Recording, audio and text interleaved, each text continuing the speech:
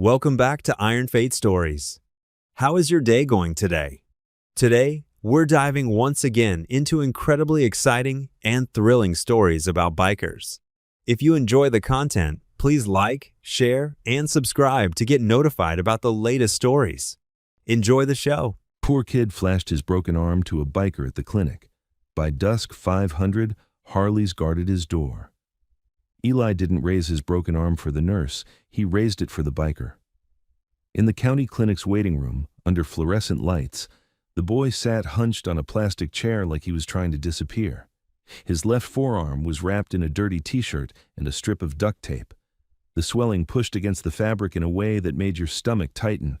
Wrong angles, wrong color, fingertips turning an angry purple. The receptionist never looked up from her computer. "Name?" "Eli Carter," he said, voice thin. "Insurance?" He swallowed. "No, ma'am." The woman sighed like he'd tracked mud across her carpet. "You need a parent or legal guardian to sign." Eli nodded fast, too fast. "She's coming. She's parking." He kept saying that, like repetition could make it true. If you're watching this right now, before we continue, tell us in the comments where you are watching this from. Break. 2 seats down, a man in a weathered leather vest watched without looking like he was watching. Big shoulders, boots, hands with grease under the nails. His helmet sat on the floor between his feet, and the patch on his back was half hidden by the way he leaned. Black River MC, the kind of words that made some people sit up straighter and other people start backing away.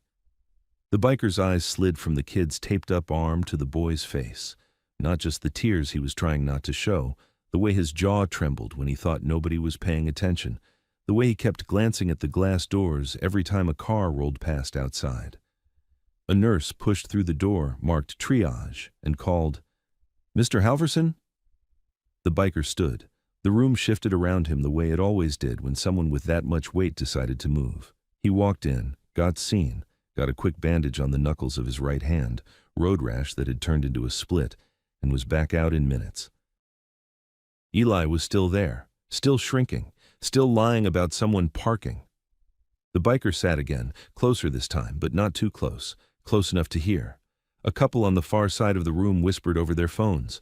A toddler cried. A vending machine hummed.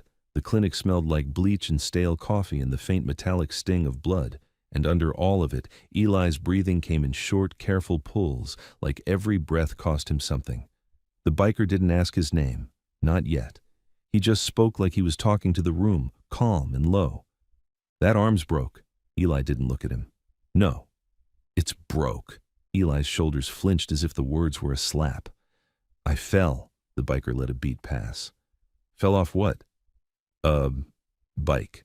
Eli's eyes finally flicked up, not at the man's face, at the patch, then away. "It was stupid. I hit gravel." The story came out too smooth, like it had been practiced in the mirror. The biker's gaze dipped to Eli's wrist. Between the tape and the sleeve, a strip of skin showed. Purple fingerprints, old and new, stacked like someone had been grabbing him hard, over and over. That wasn't gravel. That, was hands. He kept his voice flat. "Gravel don't leave handprints." Eli's throat tightened. "I don't know." The biker didn't push. Pushing made kids lock up. He just shifted his boot a few inches and angled his body so he could see the glass doors and the parking lot beyond. A black SUV sat at the curb, engine running. No plates on the front, tinted windows too dark for a clinic lot at 3 in the afternoon. Eli saw it too. His face drained, like someone turned the lights off behind his eyes. "Break." The receptionist called out, "Eli Carter?" Eli jolted like he'd been shocked, then stood, almost tipping forward because he couldn't use his left arm to balance. He approached the desk, trying to keep the injured arm hidden against his stomach. The woman's gaze landed on the taped-up lump, and for the first time her expression changed. Not to concern, to calculation. "Where's your mother?" she asked, voice suddenly softer, but not kinder. Eli licked his lips. "She's inside. She'll be right." A door opened behind the desk. A man in scrubs stepped out with a clipboard and a tight smile. He looked Eli up and down like Eli was a line item. "We can't treat minors without consent," he said. "County policy." Eli's shoulders sagged. His good hand trembled as he reached into his pocket and pulled out a folded paper. It was creased so many times it looked like it might turn to dust. He slid it forward across the counter. The receptionist unfolded it. Her eyes skimmed the top. She frowned. The paper wasn't a note from a parent, it was a form, already filled out. Accidental fall. No further questions. A signature at the bottom that didn't match Eli's shaky handwriting on the intake sheet. Eli stared at that signature like it was a trap. The biker's eyes sharpened. The man in scrubs kept his smile. "Good," he said. "See? Easy when everybody does what they're supposed to." Eli's mouth moved. No sound. The receptionist cleared her throat. "Sit back down. We'll see what we can do." Eli didn't move. The man in scrubs lowered his voice, just enough to make it feel private. "You're in pain," he said, like he was offering a deal. "We can help you, but you have to tell us the truth about how it happened. No stories." Eli's gaze flicked fast to the SUV outside. His shoulders rose toward his ears like he was bracing for impact. "I fell," he whispered. The biker heard the lie and heard the fear beneath it. He also heard something else now, how the staff weren't worried about Eli's arm. They were worried about Eli's mouth. Break. Eli shuffled back to his chair. He sat down hard, like his legs gave out. His eyes shone with tears he refused to let fall. He held his broken arm so tight against his ribs the duct tape creaked. The biker shifted, turning just enough that Eli could see his face without having to face him directly. The man's beard was flecked with gray. A thin scar cut through one eyebrow. His eyes weren't soft, but they weren't cruel either. "You hungry?" the biker asked. Eli blinked, startled by how normal the question was. No. His stomach growled loud enough to betray him. The biker reached into his vest pocket and slid a wrapped granola bar across the seat between them, like a peace offering. Eli stared at it like it might explode. "Take it," the biker said. "It ain't a trick." Eli's fingers twitched toward the wrapper, then froze. His eyes went to the doors again, like even eating could get him in trouble. The biker didn't comment.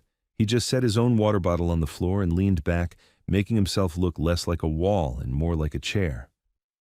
"Name's Bull," he said quietly, not expecting a handshake, just offering a fact.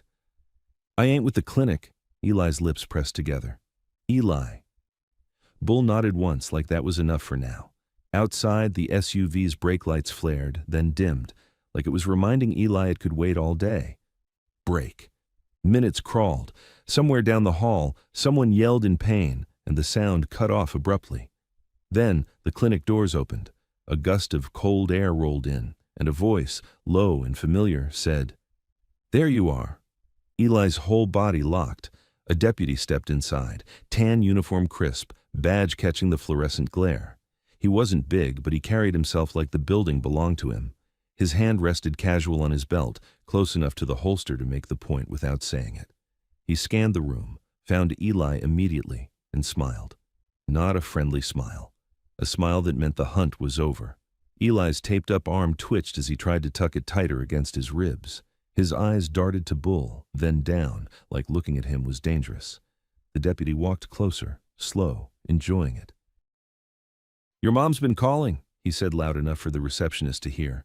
"Said you wandered off again, scared her half to death." Eli didn't answer. The deputy crouched slightly, putting his face near the boy's. "We talked about this," he murmured, and the tone changed, quiet, private, sharp. "You don't come places alone. You don't make problems. You don't—" His eyes flicked to Bull's vest. The deputy straightened. His smile widened, amused now. "Well, look at that." Black River. Bull didn't stand. Not yet. He just met the deputy's gaze and kept his voice even. "He's got a broken arm." The deputy shrugged like broken bones were weather. "Kids fall. My job's getting him home." Eli's breathing turned ragged. The granola bar sat untouched between the seats, suddenly ridiculous in the middle of something this heavy. The deputy reached for Eli's collar. Eli flinched so hard the tape on his arm creaked. That's when Eli finally did it. He lifted his broken arm, high, shaking, and turned it so Bull could see under the sleeve where the tape didn't cover. Not just bruises, a small strip of skin where someone had written in black marker, cramped and rushed, "Help me." The deputy's fingers closed around Eli's shirt, and Bull's hand landed on the deputy's wrist like a vice. Bull didn't twist the deputy's wrist or make a show of it. He just stopped the hand that reached for Eli's shirt. "Don't," Bull said. The deputy's smile held for a second, then thinned. "Let go." Bull didn't raise his voice. "Back up." Eli stood between them, shaking, trying to pull his collar down over the black marker words on his skin. "Help me." Like hiding it could erase it. Behind the desk, the receptionist stared. The man in scrubs with the clipboard hovered in the doorway, suddenly very interested in not getting involved. Bull glanced at Eli. "You want to go with him?" Eli's answer was a tiny shake of his head. His eyes cut to the glass doors, to the lot, and back, like he was counting seconds. Bull nodded once. That was enough. He turned his head toward the desk. "Call a nurse." "Sir, you can't," the receptionist started. Bull looked at her, calm but unblinking. "He's a minor with a broken arm and bruises shaped like fingers. You want to argue policy or you want to document it?" The receptionist swallowed and picked up the phone. The deputy leaned in, lowering his voice. "You have no idea what you're stepping in." Bull leaned in the same distance. "Then explain it." The deputy's eyes flicked past Bull's shoulder to the curb. A black SUV idled there, windows dark enough to hide faces. The deputy's jaw tightened. He tried again, louder, for the room. "This boy's mother reported him missing. I'm taking him home." Bull didn't move. "What's her name?" The deputy blinked. "Excuse me?" "His mother," Bull said. "Say her name." "Mary," the deputy replied, too quick. Eli's breath caught. Bull looked down at him. "That right?"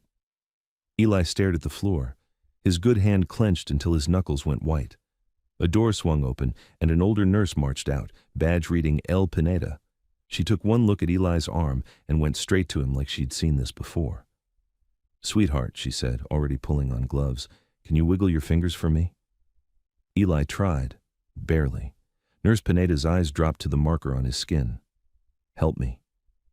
Her face tightened, but she didn't gasp. She just got steadier. She finally looked at the deputy. "Step back while I assess him." The deputy forced a smile. "Ma'am, I'm Deputy Klein. We can do this at home." "No," Nurse Pineda said. "You can wait." The clipboard doctor cleared his throat and stepped forward, holding up the folded form Eli had slid across the counter. "We have a statement. Accidental fall. Signed." Bull's eyes locked on the signature. It wasn't Eli's. It wasn't even close. Nurse Pineda held out her hand. "Give me that." The doctor hesitated. Nurse Pineda's voice didn't rise. It didn't need to. "Doctor, do you want the x-ray and report done right, or do you want to explain to a judge why you accepted paperwork from someone who isn't his guardian?" The doctor's mouth snapped shut. He handed her the form. Nurse Pineda tucked it under her arm and kept one gloved hand on Eli's shoulder, grounding him. "Walk with me," she said. "Slow." Bull released the deputy's wrist, not because he was done, because the nurse had taken control. Bull kept himself between Eli and the deputy anyway. Eli took one step toward triage, then froze, eyes wide on Bull like he was terrified the second Bull moved, the deputy would pounce. Bull spoke softly. "I'm right here." Eli swallowed and nodded, then let the nurse lead him through the door. Bull followed them to the triage threshold, not crossing into the room until Nurse Pineda gave a quick nod. The space was small, one bed, one rolling cart, a curtain that didn't hide anything. She cut away the dirty shirt sleeve, and Eli sucked in a breath through his teeth. The arm was bad, but it was the other marks that made the nurse's eyes harden, fading yellow bruises stacked under fresh purple ones, and a thin red line across his ribs like he'd been yanked against something rough. Eli tried to twist away when she touched his side. "Hey," she said gently. "I'm not here to hurt you. Are you safe at home?" Eli stared at the ceiling. His lips trembled. No answer. Nurse Pineda didn't press him. She just wrote. A lot. The clipboard doctor hovered at the curtain, voice low. "We're going to have to call the deputy back in. He says the guardian—" "The deputy doesn't decide guardianship," Nurse Pineda cut in. "A judge does. Now get me an order for x-ray and pain control, or move." The doctor hesitated, then backed off, already losing the fight he didn't want. The deputy started forward. Bull shifted half a step into his path. "You heard her." The deputy's face hardened. "You're making this worse for him." Bull kept his tone flat. Worse than what? For a heartbeat, the deputy's control slipped. Anger flashed. Then he masked it and headed for the doors. Outside, he said, like an order. Bull waited a second, long enough to show he wasn't taking commands, then followed. Brake. Cold air hit them. The parking lot lay under a bruised sky. The black SUV still idled at the curb, exhaust curling. No front plate, windows too dark for daylight. The deputy didn't go near it. He walked to his patrol car and leaned in, speaking into his radio like he needed permission to breathe. Then he pulled his phone out, thumb moving fast, eyes cutting toward the SUV between taps. Bull stopped a few feet away, hands relaxed, posture loose. Close enough to hear, far enough to not look like trouble. "You should leave town," the deputy said without looking up. Bull's gaze stayed on the SUV. "Who's in that?" "None of your business." Bull nodded slowly. "Then why's it waiting like it is?" The deputy snapped his head up. "This isn't a game." Bull's voice stayed quiet. "No, it's a kid with a broken arm, a fake signature on a form, and a deputy lying about a mother's name." The deputy's jaw worked. "Kids lie." "Adults do," Bull replied. "Better." The deputy stared at Bull's vest, at the patch, and something like calculation crossed his face. "You don't know this boy." Bull didn't blink. "I know he's scared of you." The deputy's hand drifted to his belt, casual, practiced. "He's going home." Bull let the words hang, then asked, "Where's his mom right now?" The deputy's mouth opened, then closed. Bull's eyes narrowed. "Home, sick." The deputy flinched, barely. Then he recovered. "You're out of your depth." Bull took a slow breath. "If you take him out of that building, I call the state. Not county, not town, state." The deputy laughed once, sharp. "You think they care what a biker says?" Bull's answer was simple. "You think I'm alone?" That landed harder than a threat. The deputy's eyes flicked toward the highway beyond the lot, like he could already hear engines he didn't want to hear. The SUV's horn chirped once, short, impatient. The deputy's shoulders tightened, and in that tiny reaction, Bull learned everything he needed. The deputy wasn't running this. He was being run. Bull stepped closer, voice low enough to stay between them. "Tell your friend to stop honking." The deputy's eyes went flat. "You don't get to give orders." Bull's gaze didn't move from the SUV. "Then I don't leave." Break. The clinic doors opened and Nurse Pineda stepped out, pulling her coat tight. Her eyes were sharp, her voice steady. "He needs an X-ray," she said, "and I'm documenting bruising consistent with restraint. That means I'm making a report." The deputy's face tightened. "You don't need to—" "I do," she cut in. "It's my license." Bull watched the deputy, watched the way he glanced at the SUV before he looked back at the nurse. Bull reached into his vest and took out his phone. He didn't wave it. He just held it where the deputy could see the screen and the single word he'd typed, state. "Last chance to do this clean," Bull said. The deputy stared, hate and fear fighting behind his eyes. Then he stepped back, hands half raised like he was surrendering something invisible. "Fine," he said. "Do your paperwork." Nurse Pineda didn't relax. She just nodded once and turned toward the door. "Come inside," she told Bull. Bull moved with her. In the doorway, Eli appeared, pale and sweating, a quick splint now replacing the duct tape. His lips moved as if he wanted to speak, but his throat wouldn't let him. Bull crouched slightly so Eli didn't have to look up. "You did the right thing," he said. Eli's eyes darted past Bull to the lot. They watch." "I know," Bull said. Eli's good hand trembled near his pocket. "They check my phone." Bull didn't hesitate. He tore a strip from an old receipt, wrote a number, and pressed it into Eli's palm, folding Eli's fingers over it. "If you ever feel like you're about to get taken somewhere you don't want to go," Bull said, "you send one word from any phone you can touch. Red." Eli nodded fast, desperate. Bull's voice stayed calm. "You don't show anybody that paper. You hide it. You understand?" "Yes," Eli whispered. Behind Bull, the deputy's boots scraped on the concrete. Bull stood, shifting just enough to block Eli from view. "He stays inside," Bull said. The deputy's jaw clenched. "For now." Bull met his eyes. "For good." The deputy didn't answer. He just watched, and in the black SUV's tinted window, the shadow inside watched too. The X-ray took 12 minutes. Eli counted them by the buzz of the machine and the way Nurse Pineda's pen scratched the clipboard like she was carving something permanent into paper. Every time the hallway door clicked, Eli's stomach jumped. Every time he heard boots, he held his breath. Bull stayed where the deputy could see him through the glass, close enough to be a problem, far enough to not give anyone a reason. He looked like he belonged in a parking lot, not a clinic, but he didn't move like an outsider. He moved like a man who'd learned the difference between noise and control.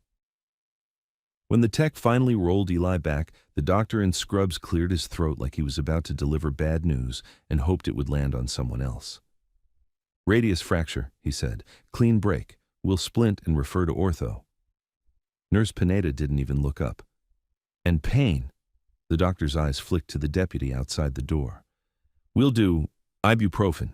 Bull's voice came from behind the curtain, flat. "Give the kid something that works." The doctor's face tightened. "We can't," Nurse Pineda cut him off. "We can and we will. Write the order." The doctor hesitated, then scribbled. Not because he wanted to, but because he felt the room shift. Not just Bull. Not just the nurse. Something about the way Eli sat there, silent, bruised, with "help me" still faintly visible under smeared marker, made it impossible to pretend this was routine. They wrapped the arm properly this time. White padding, a rigid splint. Tape that belonged in a medical kit, not a toolbox. Eli stared at it like he didn't trust anything that clean. Nurse Pineda leaned in, lowering her voice. "Eli, I'm making a report.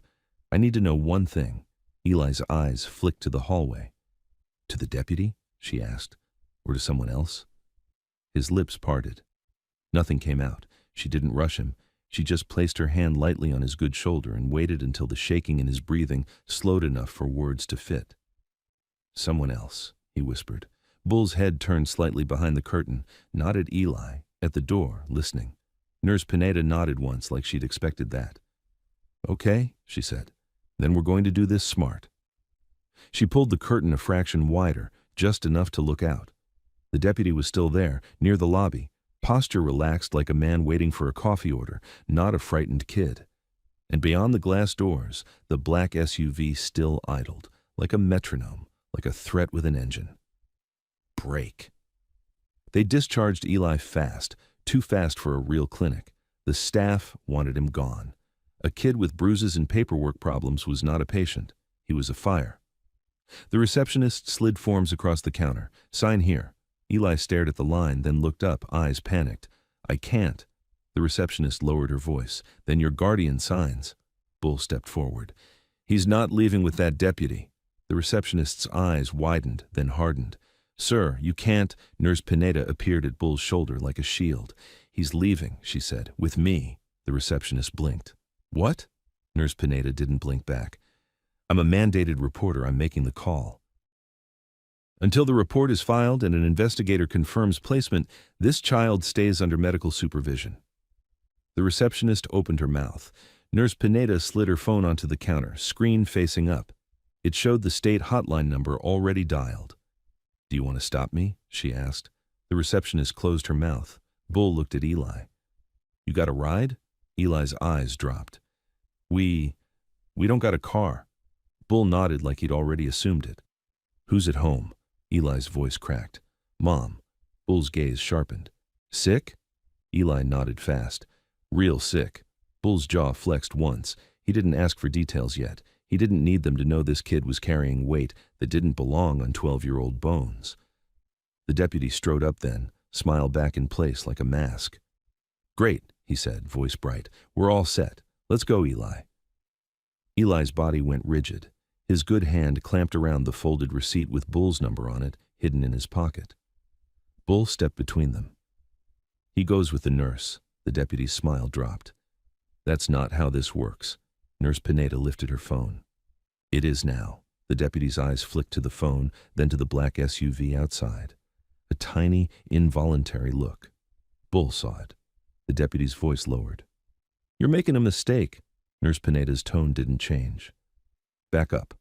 The deputy's hand hovered near his radio, then hesitated, like he was weighing which voice would answer him, his own department or the one waiting in the SUV. Bull leaned closer, just enough to make the deputy hear only him. You tell them, Bull murmured. The kid ain't leaving this building with you. The deputy's eyes flashed. You think you're a hero? Bull didn't blink. I think you're scared. That hit. The deputy's nostrils flared. He leaned in, voice like a hiss. You don't know what scared is. Bull's answer was quiet. Then show me. The deputy's stare held for a beat. Then he stepped back, jaw clenched so tight it looked like it hurt. Fine, he said. Take him. He turned and walked out into the cold air, straight toward the SUV. Brake. Nurse Pineda didn't take Eli home. She took him to a small back office, closed the door, and called the state hotline on speaker. She gave names, dates, visible injuries, and, most importantly, the deputy's behavior, the form with the suspicious signature and the presence of an unmarked SUV waiting outside a county clinic. While she spoke, Bull stood by the window, watching the lot like it was a battlefield. The deputy didn't get into the SUV. He stopped near it, phone in hand, speaking to someone inside without opening the door, like he didn't want to be seen stepping into their world. Then, the SUV rolled forward slowly. It stopped near the curb. The window lowered an inch, just enough for a voice to carry. Bull couldn't hear the words, but he watched the deputy's posture change, shoulders tightening, chin lowering, like a dog getting scolded by its owner. Then, the window rose again. The SUV pulled out of the lot and disappeared toward the highway. Bull felt the hair on his arms lift anyway, because leaving didn't mean gone. It meant later. Nurse Pineda ended the call and looked at Eli. They're sending someone, she said, a real investigator, not county, state. Eli's eyes widened. I can't go to Foster. Bull turned from the window. One thing at a time, Eli's voice shook. If I'm not home, they'll take her stuff, her pills. Bull's gaze went hard. They already take her pills? Eli nodded, tears finally spilling, silent. Sometimes they come when I'm at school. Mom can't get up. They say it's a check. They take what they want.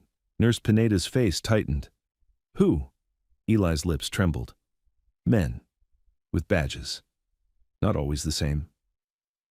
Bull exhaled slow through his nose. He didn't swear. He didn't raise his voice. He just pulled his phone out and opened his contacts. Nurse Pineda watched him. Who are you calling? Bull's thumb hovered. A brother who answers. Eli stared at him, desperate. Don't make them mad. Bull looked at him for a long second, then crouched slightly so Eli didn't have to look up. They're already mad, Bull said quietly. You breathing is what makes them mad. Eli's chest hitched. Bull straightened and stepped into the hallway to make the call. It rang once, twice. Then a voice picked up, low and rough. Yeah. Bull didn't waste words.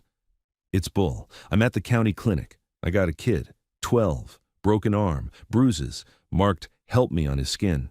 Deputy tried to take him, unmarked SUV waiting outside.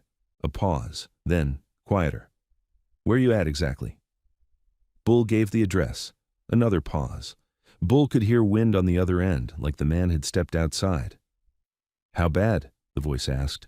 Bull looked through the office door window at Eli's small frame and the way he held his splinted arm like it might fall off. Bad enough. The voice didn't hesitate after that. Stay with him. Bull's jaw tightened. I am. The voice dropped lower. You want heads up or you want full? Bull stared out at the empty parking lot where the SUV had been. I want enough. Copy, the voice said. You got eyes on the deputy? He's gone, Bull replied. A beat, then. That means he's not gone. Bull's mouth tightened. Yeah. The voice on the other end was calm now in a way that meant engines were starting somewhere. Keep the kid inside. Don't go to his place yet. If they're watching, they'll follow. Let state show up. Then we move. Bull swallowed the urge to argue. He's worried about his mom. Then we handle it smart, the voice said. You stay. I'll make calls. If her meds are getting jacked, I know a woman who'll document it, and a man who'll make sure nobody walks off with anything tonight. Bull glanced back through the glass at Eli. What's your ETA? The voice didn't answer with a number. It answered with a promise. Listen, the man said. If that deputy thinks he can touch that boy again, he's about to learn. Bull ended the call and stood still for half a second, letting the quiet settle. Then he went back into the office. Eli looked up like he'd been holding his breath. Bull kept his voice steady. "You got anybody else? Aunt, uncle, neighbor you trust?" Eli shook his head. "No." Nurse Pineda's phone buzzed. She checked it and her face tightened. "They're sending someone," she said again, but this time her voice had an edge. "And they want to meet us. At the boys' home." Bull's eyes narrowed. "Who said that?"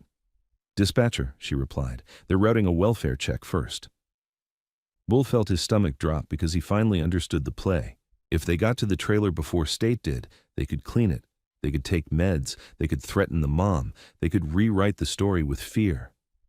Eli's voice came out small and broken. "They're going to be there when we get home." Bull looked at the kid, then at the nurse. Then he stepped to the window, scanning the road like he could will motorcycles into existence. He didn't see any. Yet. But he saw something else. Headlights in the distance, slowing as they approached the clinic entrance. A patrol car. Bull's phone vibrated once. A text from an unknown number, no name attached. 2 words. "On the way." The patrol car rolled into the clinic lot like it owned the asphalt. Not fast, not loud, just steady, deliberate, headlights sweeping across the glass doors, across Bull's vest, across the empty curb where the SUV had been. The tires crunched gravel as it stopped near the entrance, angled in a way that blocked the easiest exit. Bull watched from inside, still as a post. Nurse Pineda stood behind him with her phone in hand, the state hotline call log open like a shield. Eli sat in the office chair, feet not touching the floor, clutching the folded receipt in his pocket like it was the only thing keeping the room from collapsing. The patrol car's door opened. Deputy Klein stepped out. Same crisp uniform, same practiced calm. But the smile was gone now. He didn't need it anymore.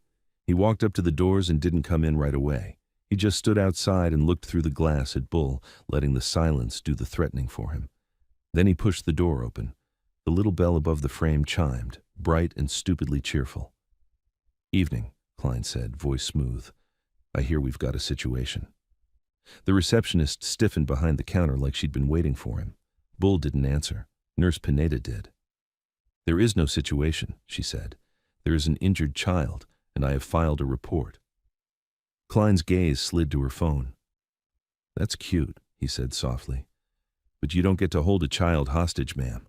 Eli flinched at the word hostage, like it snapped a chain around his throat. Bull stepped forward, slow. Not aggressive, just enough to block Klein's line of sight to the office door. Klein's eyes moved over Bull's vest, stopped on the patch, then lifted to Bull's face. He smiled without warmth. "Black River," he said. "Guess the rumors were true." Bull's voice was even. "What rumors?" "That you boys like to make things messy." Klein glanced toward the hallway. "Where's the kid?" Nurse Pineda didn't move. "In a secure room." Klein's gaze sharpened. "Secure from what?" Bull answered before she could. "From you." For a heartbeat, Klein's mask cracked, just a flicker. Then it was back. "Listen," he said, spreading his hands like he was the reasonable one. "This is a small county. We handle our own. You're going to make a lot of trouble for a boy who already has enough." Bull didn't blink. "He has trouble because people like you keep bringing it." Klein stepped closer, lowering his voice so only Bull could hear. "You ever wonder why that kid came to you?" he murmured. "Why he showed you his arm like you were some kind of answer? Because he's a smart little liar." "He knows exactly who to use." Bull's jaw tightened. Klein's eyes glinted. "He knows how to make men feel like heroes." Bull leaned in slightly, voice low and flat. "You're talking too much for a man who isn't scared." Klein's nostrils flared, then he smiled again. "I'm not scared," he said. "I'm patient." He turned his head toward the receptionist. "Call it in," he said, casual. "We'll do a welfare pickup."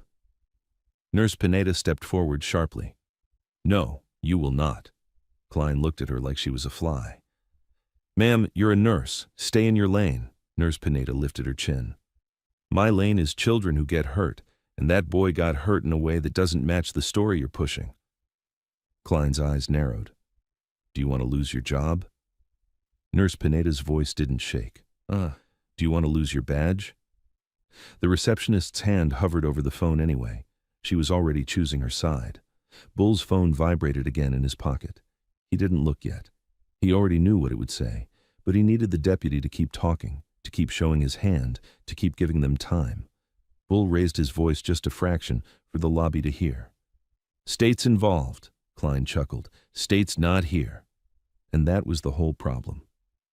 Break. Klein started down the hallway toward the office door. Bull moved with him, not touching, just shadowing, blocking the path with his body like a wall that could walk. Klein stopped. "Touch me," he said softly. "Give me a reason." Bull didn't take the bait. "Open the door," Klein called, louder now, like he was speaking to Eli through wood. "Eli, it's me. You're safe. Come on out, son." Eli's breath caught in the office. His eyes went huge. He shook his head fast at Nurse Pineda, pleading without words. Bull didn't look back. He stayed facing Klein. "Don't talk to him." Klein's smile vanished. "I can talk to whoever I want." Bull's voice stayed calm. "Not if you want to keep your teeth." Klein's eyes flashed. "There it is," he hissed. "Threats, gang talk. You boys never learn." He reached for his radio. Bull's hand didn't move, but his posture changed, like a switch flipped from patient to ready. Nurse Pineda spoke into her phone, loud enough for the hallway. "This is Nurse Pineda at the county clinic. Deputy Klein is attempting to remove a minor after a mandated report. I need a supervisor on the line, now." Klein froze, radio half raised. Bull finally checked his phone. A text from the same unknown number. 4 minutes. Keep him inside. Bull slid the phone back into his pocket without reacting. He didn't need to. He could feel the building tightening around them, every second stretching. Klein's gaze flicked toward the front doors like he heard something outside. Nothing yet, just wind and distant traffic. He looked back at Bull and lowered his voice again. "You think you can post up in this clinic and play guardian angel," he said. "But you're not the law, and in this county, the law is what I say it is." Bull's eyes hardened. "That's why you're sweating." Klein's jaw clenched so tight it jumped. "Last warning," he said. "Step aside." Bull didn't step aside. Klein's hand moved. Not to Bull. To the office door handle. He grabbed it, and from inside, Eli made a small sound, half sob, half gasp, like the door handle was a snake. Bull moved then, not a punch, not a shove. He simply placed his hand over Klein's on the handle and squeezed, hard enough that Klein's fingers went white. Klein's eyes widened, pain flashing. Bull leaned in close. "You open that door," Bull said quietly, "and you better be ready for what comes through." Klein's breath came fast. He tried to jerk his hand away. Bull didn't let him. Then, from outside, a sound rolled across the parking lot. Low at first, a vibration through glass, a distant thunder that wasn't weather. Engines, not one, not two. Dozens, building into something bigger. Klein heard it too. His face changed instantly, anger draining, replaced by something tight and ugly. Fear. Bull released the handle. Klein's hand dropped to his side, flexing, trying to bring feeling back. The roar grew louder, closing fast. Headlights swept across the lobby windows like a wave. Nurse Pineda stepped to the front doors and looked out. Her eyes widened. Bull didn't need to look. He already knew what "on the way" meant in Black River language. Klein backed up 2 steps without realizing he was doing it. The front doors opened. Cold air rushed in, and the first rider walked into the clinic, helmet under his arm, vest on, eyes locked forward, followed by another, and another, and another, until the lobby filled with leather and silence and the heavy presence of men who didn't come to argue. Klein swallowed. Bull finally turned, just slightly, and met the eyes of the man at the front. The newcomer nodded once. Bull nodded back. Klein tried to recover his voice. "This is intimidation," he said, but it came out thin. The man in front, tall, shaved head, calm eyes, spoke like he was reading a weather report. "Name's Rook," he said. "We're here for the kid." Klein snapped. "You can't." Rook held up a phone, screen lit, camera recording. "Say everything you want to say," he replied. "Nice and clear." Bull felt the room tip. The deputy wasn't in control anymore, not because of muscle, because suddenly everything had witnesses. Klein's eyes darted to the receptionist, to the doctor, to Nurse Pineda, searching for allies. He found none. Outside, the engines continued, more arriving, more circling, the lot filling. Bull spoke to Klein, calm as ever. You wanted a welfare pickup, he said. Now you got a whole lot of people concerned about one kid's welfare. Klein's lips parted to answer, and his radio crackled. Not a dispatcher. A voice, low, clipped, unfamiliar. Unit 12, stand down. State's en route. Do not remove the minor. Klein froze. Bull's eyes narrowed. Because that voice wasn't county. It was state, and it was here now, on Klein's own radio. The radio crackled again, louder this time, like it wanted everybody in the lobby to hear it. Unit 12, stand down. Do not remove the minor. State investigator is en route. Deputy Klein stared at the little box on his shoulder like it had betrayed him. For a second, nobody moved. Not the receptionist behind the desk with her mouth half open. Not the clipboard doctor who drifted into the lobby pretending he belonged there. Not Nurse Pineda, standing near the doors with her phone in her hand like it was a weapon. Not Eli, hidden behind a closed office door, holding his breath so hard his chest hurt. And not the riders. They didn't crowd. They didn't shout. They didn't slap each other on the back like a bar scene. They just stood there, calm, still, filling the space with the kind of presence that made people feel small without anyone lifting a finger. Outside, engines continued to arrive in waves, not a chaotic swarm, a pattern, bikes rolling in, circling, parking in clean rows, headlights making the clinic windows glow like a stage. Bull watched Klein's eyes flick toward the glass, counting silhouettes in the reflections. Klein forced a laugh that didn't sound like laughing. This is ridiculous, he said. You're bringing a motorcycle gang into a medical facility. Rook didn't move his phone from recording position. We're bringing witnesses, he said. Klein's gaze snapped to Bull. Get them out. Bull's voice was steady. Tell your people to stop trying to snatch kids. Klein's jaw flexed. You don't know what's going on. Bull looked him in the eye. Then explain why an unmarked SUV sits outside a clinic while you push a kid to sign a lie. Klein's nostrils flared. He started to speak, then checked himself. He was careful now.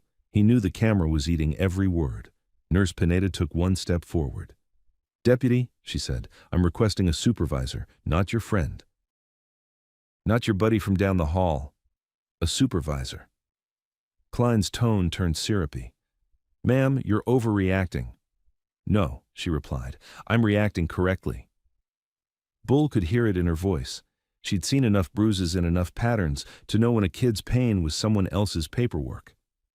Klein shifted his weight, then squared his shoulders like he could still muscle this through. Eli Carter's a minor, he said, loud enough for everyone to hear. His mother reported him missing. I have authority to return him. Bull cut him off. Say her name. Klein's eyes flashed. Bull didn't raise his voice. Say the mother's name. Klein opened his mouth, closed it, then tried again like he could choose the right lie this time.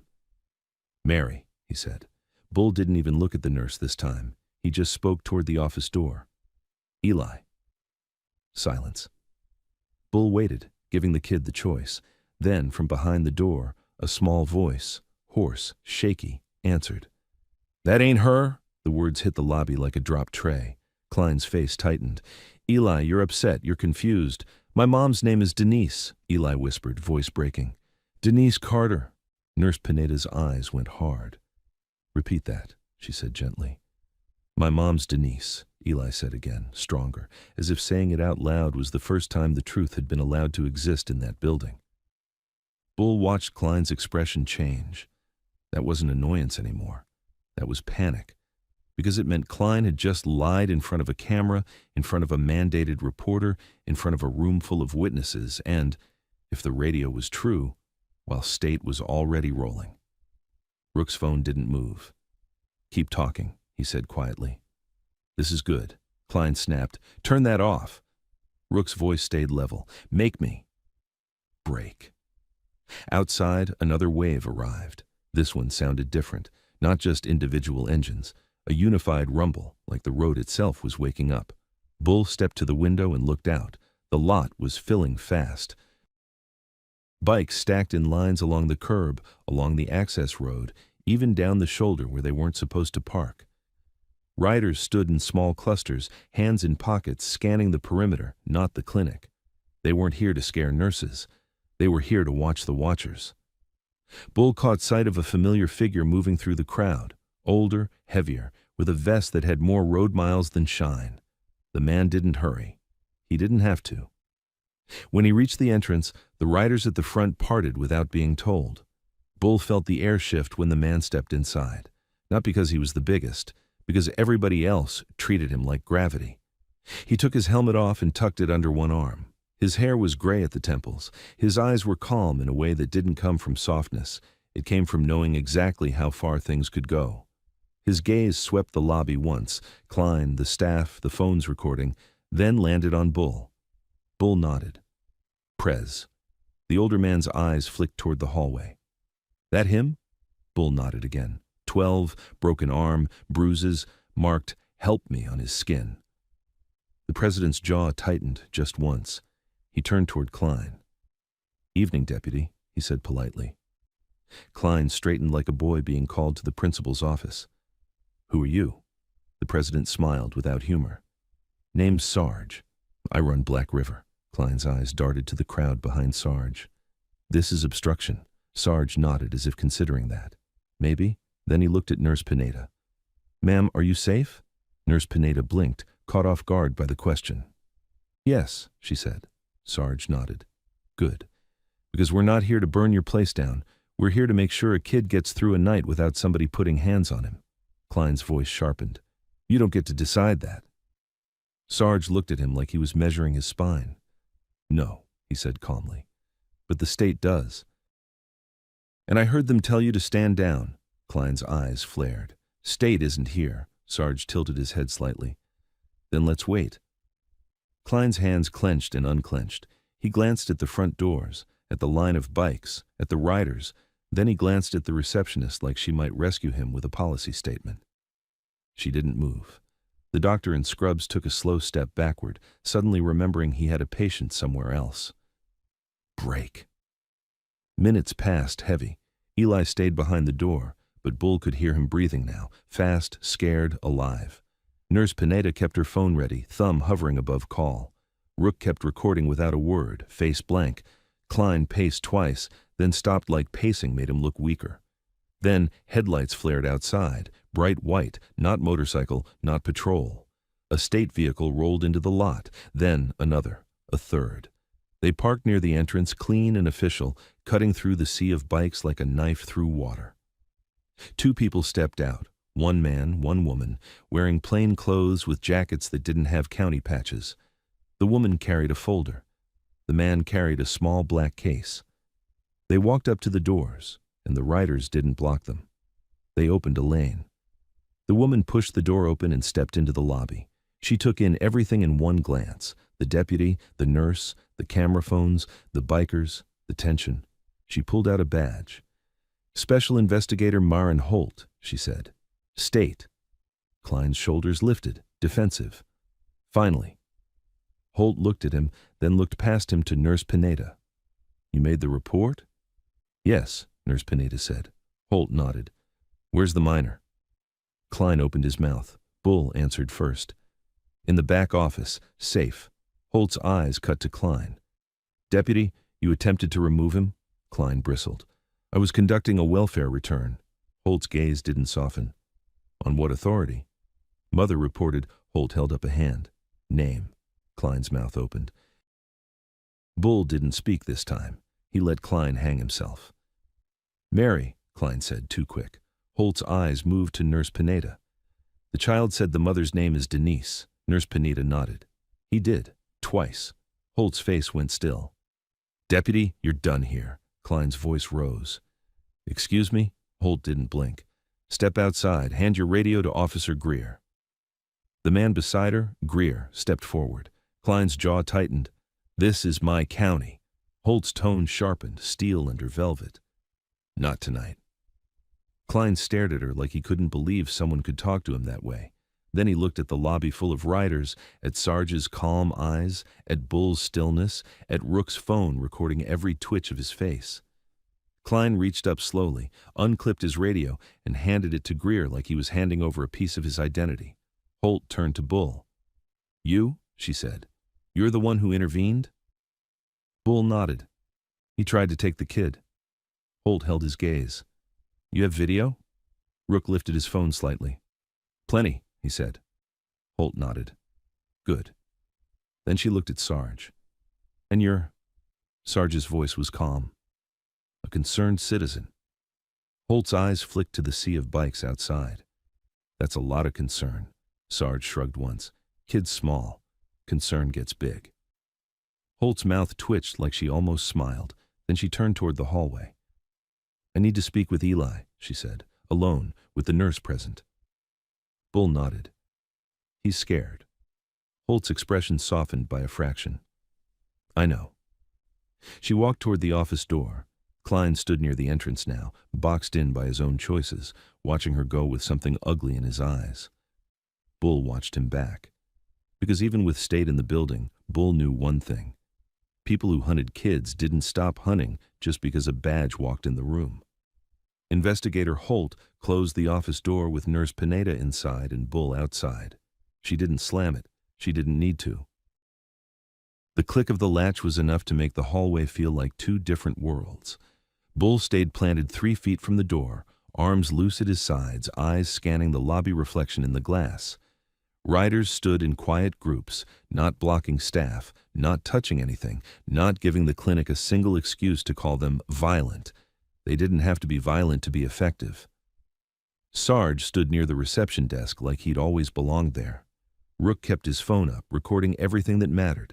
Klein's face, Klein's hands, Klein's posture, and the way he kept glancing toward the doors like he was waiting for a signal no one else could hear.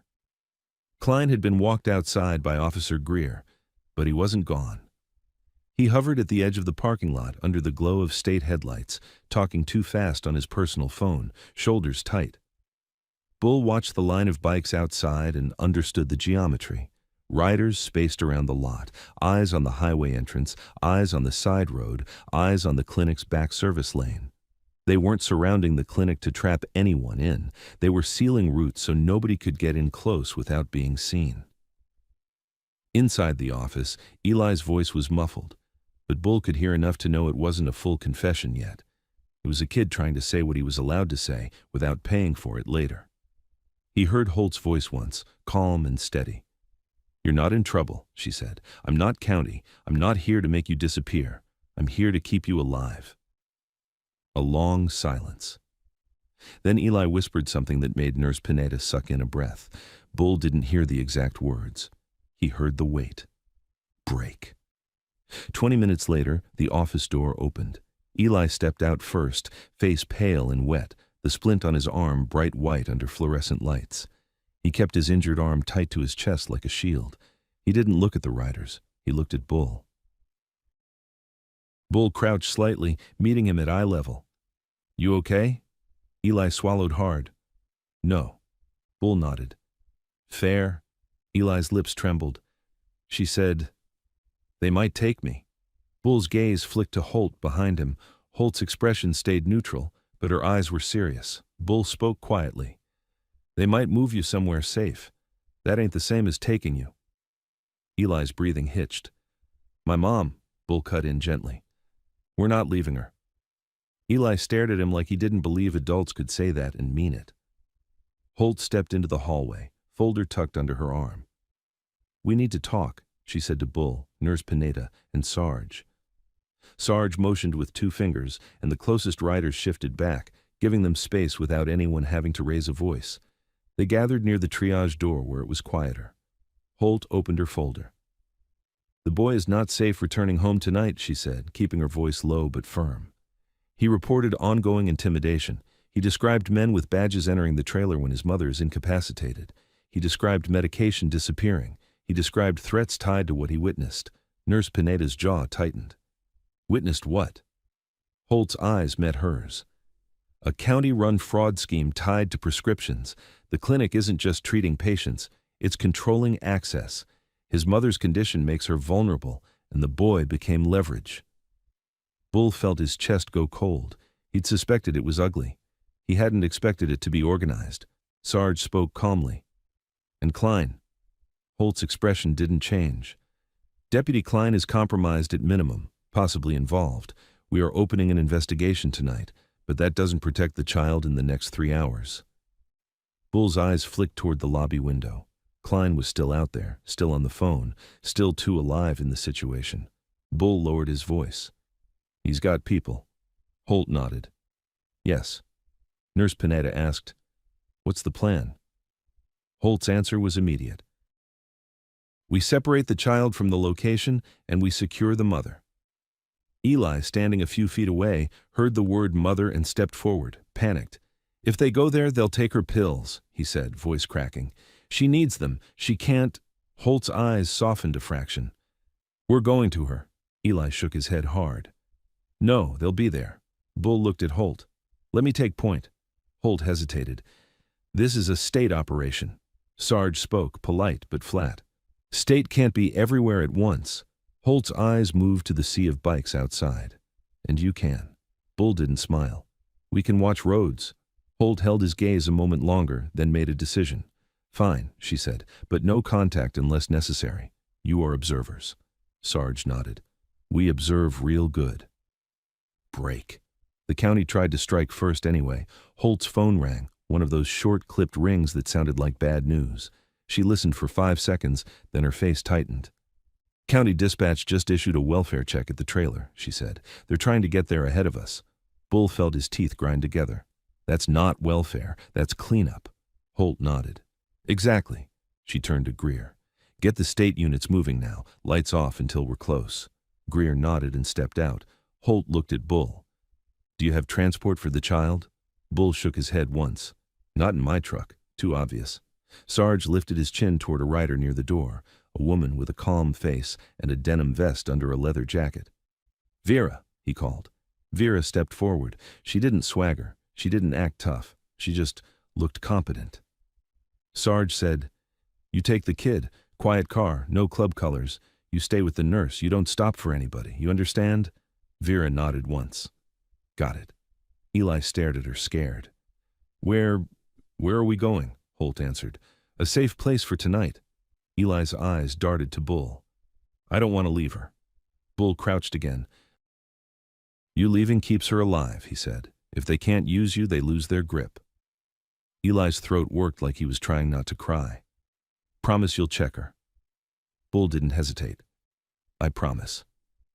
And the moment he said it, he meant it in a way that didn't leave room for backing out. Nurse Pineda took Eli's good hand. "I'm coming with you," she said, "just for tonight." Eli nodded, barely. Holt gave Bull an address, quiet, not written down, then another. "That second one is the trailer," she said. "We're going there now. You and your people stay back and observe. If county arrives first, you do not engage. You document. You call me." Sarge's eyes were steady. "We can do that." Bull didn't like it, but he understood the reason. The fastest way to lose a case was to turn it into a brawl. Bull looked through the glass doors. The lot was a living organism now. Bikes in lines, riders moving, heads turning toward the highway. And then Bull saw it. A black SUV.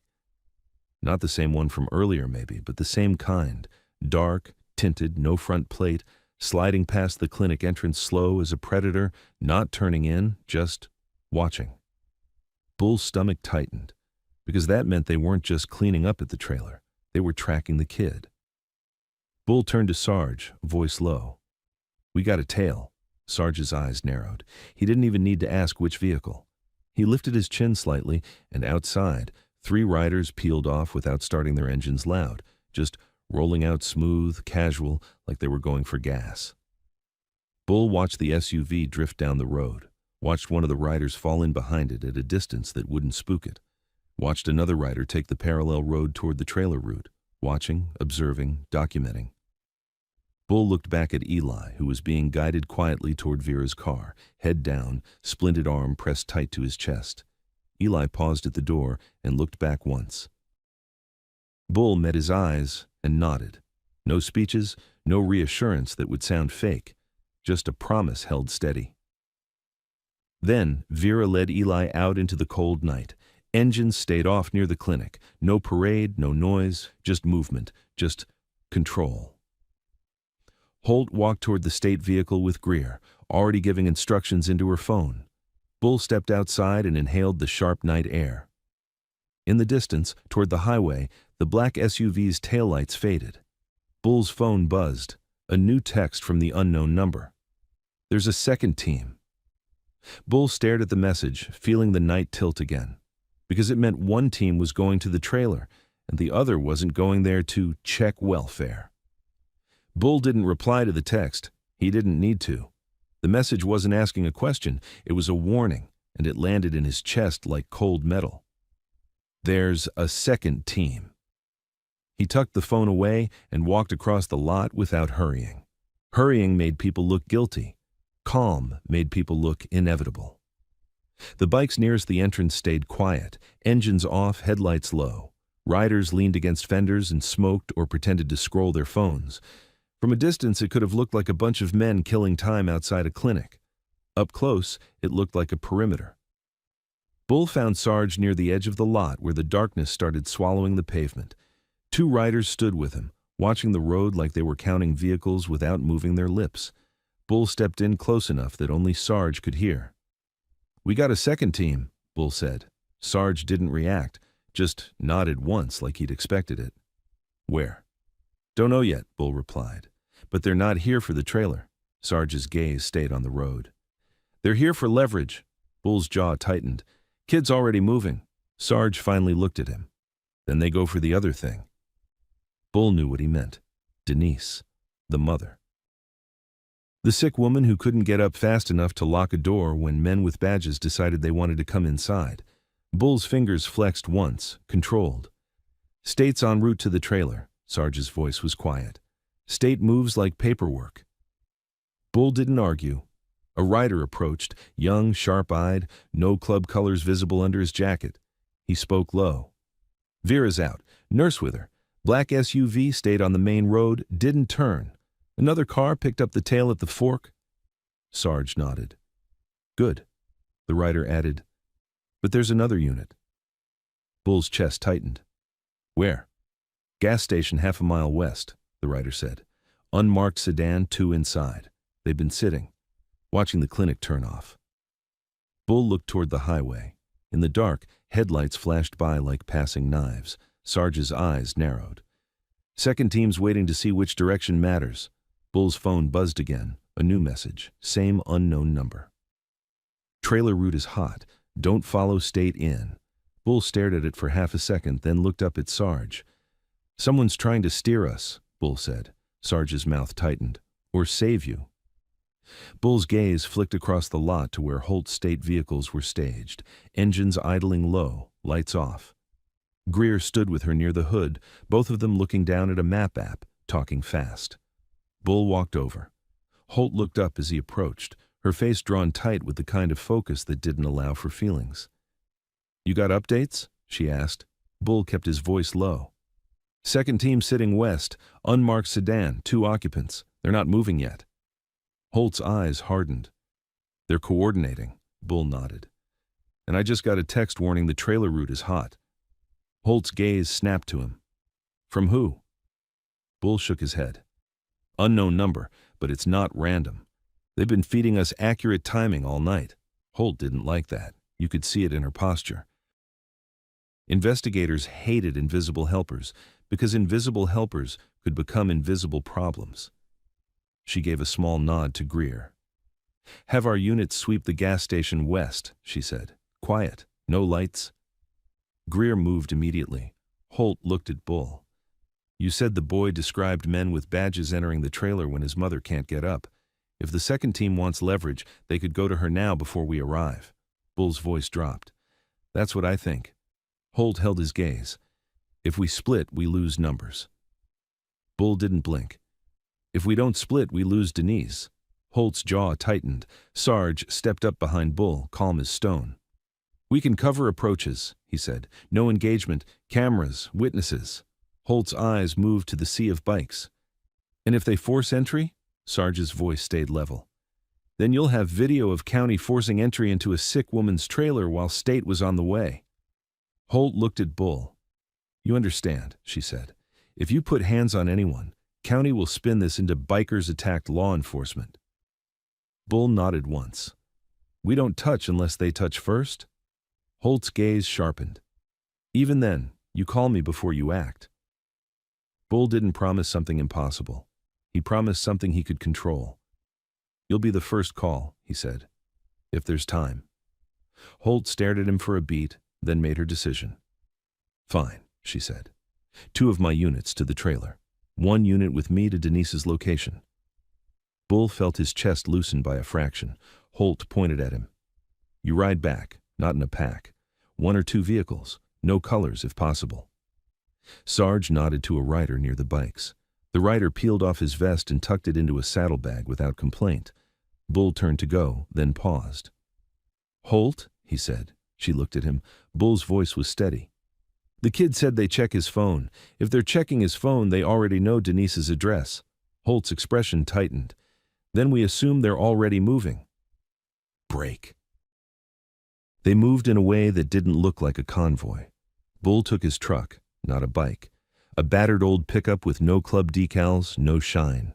Sarge didn't come. He stayed to manage the perimeter and keep the clinic calm. Instead, Vera's cousin, a rider named Cal, drove behind Bull in a plain sedan. No colors, no roar. Just 2 vehicles leaving the clinic like normal people. Holt followed 10 minutes later in a state SUV with Greer, using a different route. Bull's headlights cut through empty county roads lined with bare trees and sagging mailboxes. The night smelled like cold dirt and wood smoke from distant chimneys. Denise's trailer sat on the far side of Ballar Road, past the old feed store and a row of dead oaks. Bull had the address from Eli, given in a whisper like confession. As Bull approached, his stomach tightened. There was a vehicle already there, not county marked. A dark sedan parked with its lights off, angled just enough to face the road, ready to leave fast. Bull slowed without braking hard. Cal's sedan slowed behind him. Bull's hands tightened on the wheel. Because there was a rule Bull lived by. If a car is parked like it's not waiting for friends. It's waiting for a target. Bull rolled past the trailer, just enough to see the porch. The porch light was off. The front door was closed, but the curtain in the front window moved. Not from wind, from someone inside. Bull kept driving another 50 yards and pulled onto the shoulder behind a stand of scrub pines. He killed his lights. Cal did the same, further back out of sight. Bull sat in the dark, listening. No engines, no talking. Then, a soft metallic sound carried through the cold air. A car door opening, gentle, careful. Bull leaned forward, eyes narrowed toward the trailer. 2 silhouettes moved from the dark sedan toward the porch, low and steady. Not drunk, not lost, not casual, professional. One of them held something long and dark close to the leg. Maybe a flashlight, maybe a baton, maybe something worse. Bull's phone buzzed again. Same unknown number. They're at Denise now. Record everything. Do not walk up. Bull stared at the screen, then at the porch. The silhouettes reached the steps. The first one lifted a hand toward the doorknob, and from inside the trailer, a weak voice called out, thin, trembling, but clear enough to cut the night. Eli. Bull's chest tightened, because Denise thought her son was outside, and whoever was on that porch was about to use that. Bull raised his phone and started recording before he even opened his door. He zoomed in until the trailer porch filled the screen, the grainy night swallowing details but not shapes. 2 men.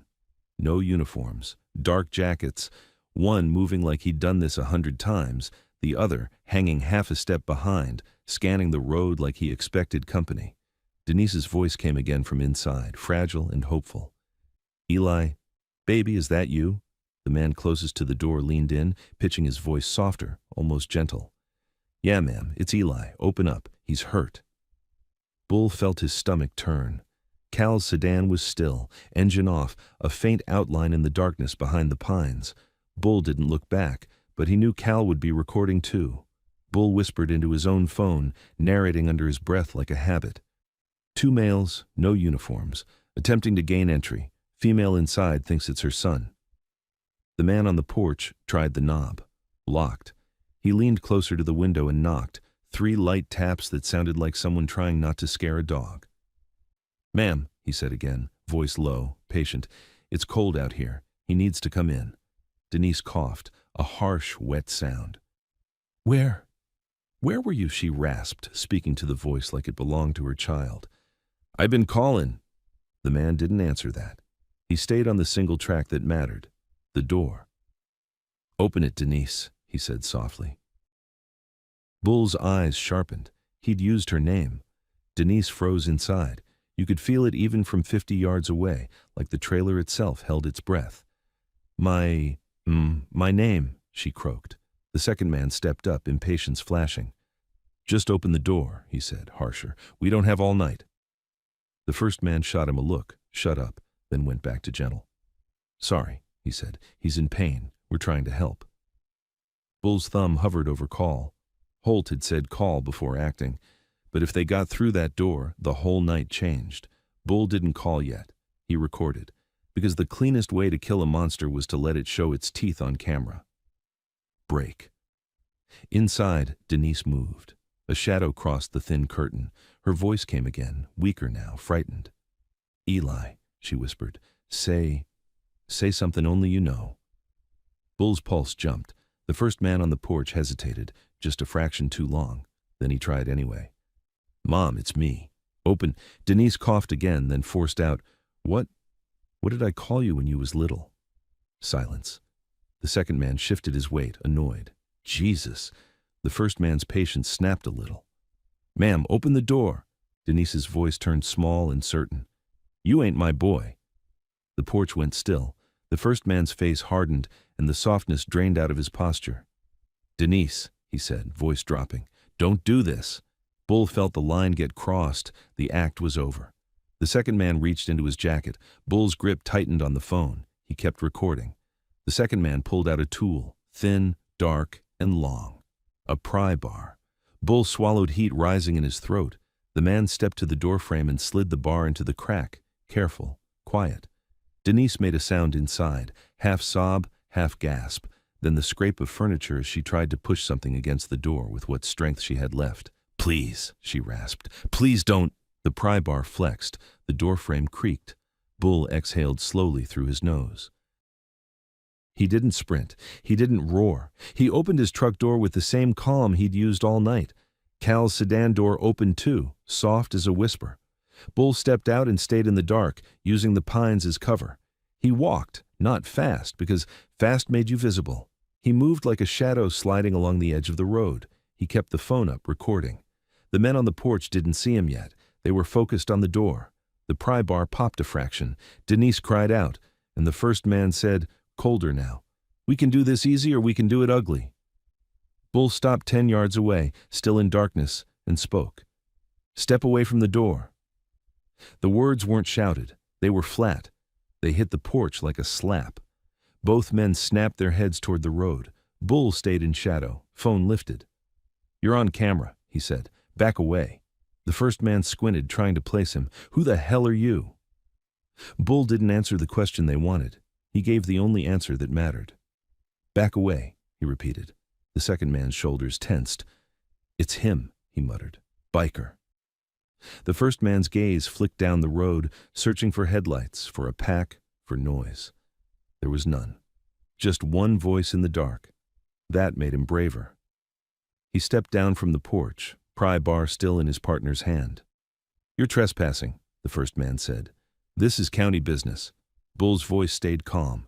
County business don't involve pry bars. The first man smiled, slow and ugly. You think a phone scares me? Bull lifted his other hand slightly, palm out, not a threat. Phone scares judges, he said. The second man took a step toward Bull. Cal's voice came from the darkness behind, colder than Bull's. Don't. The second man froze, eyes flicking. He hadn't seen Cal. Now he knew there were at least two. Bull kept recording. Put the bar down, he said. The man on the porch didn't. He adjusted his grip like he was willing to swing. Bull's phone vibrated in his hand, but he didn't look down. He could feel the night tightening, the moment stretching to a breaking point. Denise's voice came from inside, weak and frantic. Who is it out there? Bull answered without taking his eyes off the men. Denise, he said, steady. It's not Eli. Stay back from the door. A coughing fit ripped through her, wet, ugly, the sound of someone who didn't have the strength to fight men with tools. The first man heard it too and made a decision. He snapped at his partner. "Finish it!" The partner shoved the pry bar deeper, leveraging hard. The doorframe groaned. Bull's jaw clenched. This was the moment Holt didn't want. The moment where observe became, either you do something or you watch someone die. Bull finally glanced at his buzzing phone. A call. Investigator Holt. Bull answered without lowering the camera. "They're forcing entry," he said. "Two males, pry bar. I have it on video. Denise is inside, sick." Holt's voice was tight. "Do not engage." Bull watched the doorframe split another inch. "Too late," Bull said quietly. Holt's voice sharpened. Bull hung up, not because he didn't respect her, because respect didn't stop pry bars. Break. Bull stepped out of the shadow and into the porch light. Now the men could see him clearly. Leather vest under his jacket, hard eyes, phone recording, calm like a loaded gun on a table. "Last chance," Bull said. "Drop it." The first man's mouth curled. "Make me." Bull moved, not at the man on the steps, at the pry bar. He closed the distance in 2 strides and grabbed the metal with his bare hand, wrenching it sideways with a violent snap that ripped it from the second man's grip. The second man stumbled forward, reaching. Cal came out of the dark and caught him with a shoulder to the chest, driving him back off the porch without throwing a punch. The man hit the dirt hard, when knocked out. The first man lunged for Bull's phone. Bull pivoted and drove his forearm into the man's collarbone, pinning him against the railing. Not a strike to the face, a controlled impact meant to stop motion, not spill blood. "Camera stays on," Bull said through his teeth. The first man grunted, trying to twist free. Bull shoved him back and stepped away, keeping space. "Get off this property," Bull said. "Now." The second man scrambled up, hand going to his waistband. Bull's breath went cold. Because a pry bar wasn't the worst thing that could come out of a jacket. Cal's voice cut in, sharp. "Hands!" The second man froze, half pulled. Then headlights swept across the yard. Not motorcycles. Official. A state SUV slid in fast, lights still off until the last second. Then they flashed on, flooding the trailer and the men in white. Officer Greer jumped out with his weapon drawn but held low, controlled. "State!" Greer shouted. "Hands where I can see them, now!" Both men's hands lifted immediately. That told Bull everything too. They weren't brave. They were just used to nobody stopping them. Holt stepped out behind Greer, eyes locked on the doorframe damage, then on Bull's phone, still recording. Her face tightened, not with anger, relief she didn't want to show. "Bull!" she snapped. "Back up, now!" Bull stepped back, raising his empty hand to show he wasn't holding anything but the phone. Greer moved in, cuffing the first man. The second man tried to speak. "We're county contractors," but Greer cut him off. "Save it," Greer said. "You can tell it to the camera you just walked into." Holt approached Bull and held out her hand. "Send me that video," she said, "immediately." Bull nodded. "It's all here." Holt turned to the trailer door. "Denise," she called. "This is Investigator Holt with the state. You're safe. Do you need medical help?" From inside, Denise's voice came back in a weak sob. My pills." Holt's eyes narrowed. She looked at Bull. "Pills missing?" Bull nodded once. "Kid said badges take them." Holt's jaw clenched, and for the first time her composure cracked just enough to show fury. She looked down at the 2 cuffed men. "Who sent you?" she asked. The first man spit on the dirt. "You got no proof." Holt gestured at Bull's phone. "That's proof." The second man's eyes flicked toward the road like he wanted someone to rescue him. Holt followed his gaze. Far down Ballar Road, a vehicle sat for a second at the edge of the darkness, watching. Then it turned and disappeared. Holt stared after it, then looked back at Bull. "Second team," she said quietly. Bull's mouth tightened. "Yeah." Holt spoke into a radio. "All units, we have attempted forced entry at Denise Carter's residence. 2 in custody. I repeat, attempted forced entry. Initiate full sweep for additional vehicles. Now." She looked at Bull again, voice low. "Where is Eli?" Bull's chest tightened. "With Vera, moving to safe house." Holt nodded. "Good. Because whoever just watched us leave is going to try a different angle." Bull stared at the broken doorframe, the pry bar lying in the dirt, Denise sobbing inside, and the 2 men cuffed like they'd never expected consequences. Then Bull's phone buzzed again. Unknown number, different message this time.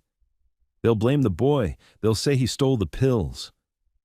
Bull felt his stomach drop, because framing a scared kid was easier than fighting a state investigation. And the night wasn't done. Holt didn't waste time comforting anyone. Comfort was for later, when the doors were locked and the threats were far away. Right now, she moved like a blade. "Greer," she said, "get EMS rolling. Denise Carter needs medical transport and a full inventory of her medications. Photograph everything, every bottle, every drawer, every empty space." Greer nodded and spoke into his radio, clipped and fast. Bull stayed back from the porch, phone still recording, catching Holt's badge, the cuffs, the damaged doorframe, the pry bar in the dirt, and the two men's faces.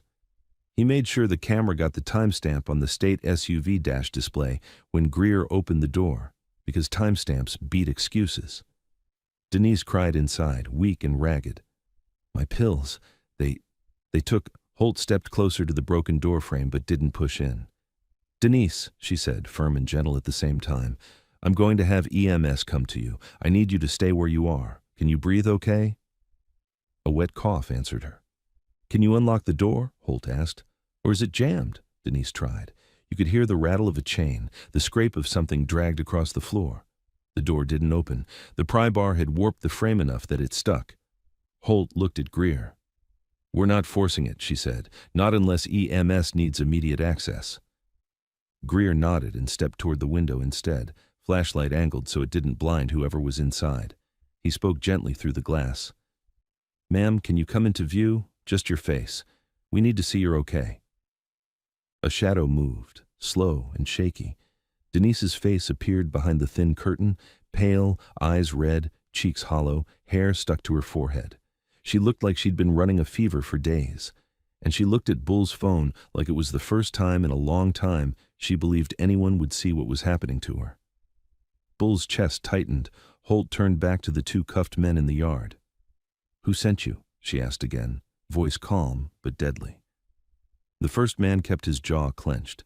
The second man's eyes kept flicking to the road like he expected a rescue car to materialize out of the darkness.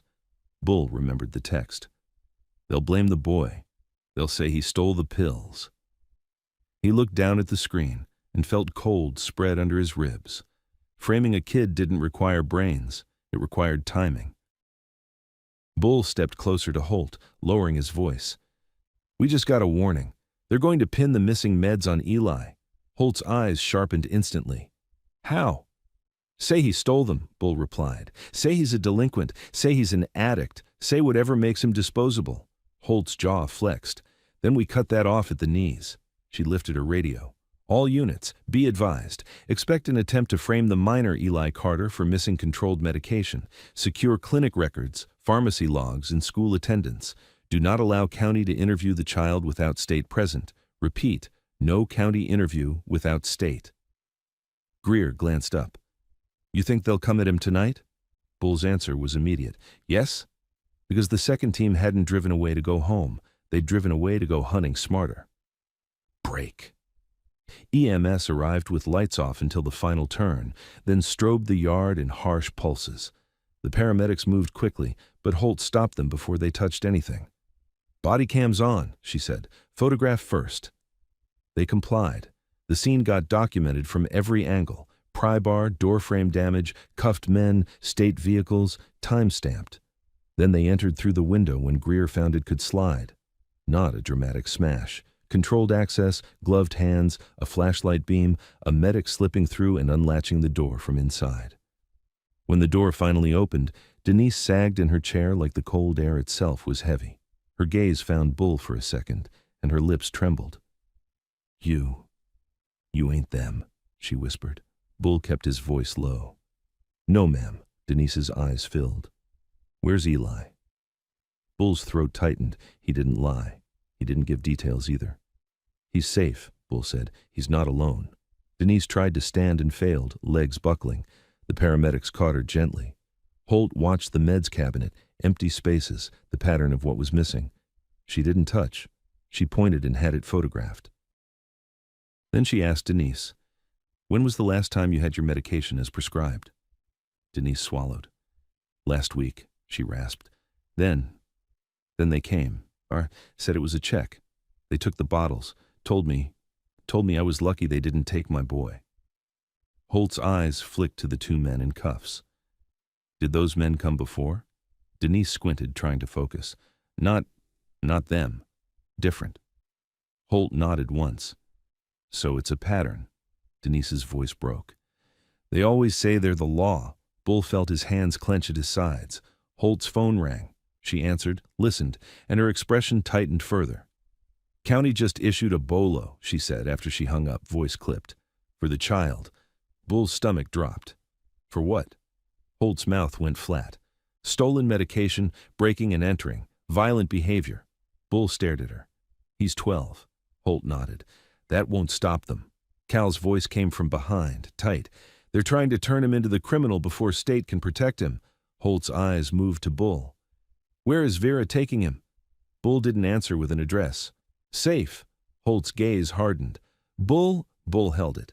If County has a bolo, they'll use it as permission to snatch him. If you know where he is and they pressure you, you can get boxed in. You don't want that. Holt stared at him for a beat, then nodded once, sharp. Fine. Then I need a meet point. Neutral, public, cameras. Bull thought fast. 24-hour diner on Route 9, he said. Bright lights, lots of people. Give me 10. Holt nodded. Make it 5. Bull didn't argue. He turned and walked away to make the call. Break. Bull dialed Vera. She answered on the second ring, whispering. We got a problem. Bull's voice tightened. You saw the bolo? Not yet, Vera said. But we got followed. Not the SUV, something else. A county unit popped in behind us for a mile, then fell off when we hit the back road. Now there's a car parked half a block from the safe place, lights off. Bull felt heat rise in his neck. Don't go in. Vera's voice was calm but clipped. We didn't. Bull took a breath. Change plan. Diner on Route 9. Bright, public, cameras. Park under a light. Don't leave the kid alone. Nurse stays with you. Vera didn't hesitate. Copy. Bull lowered his voice.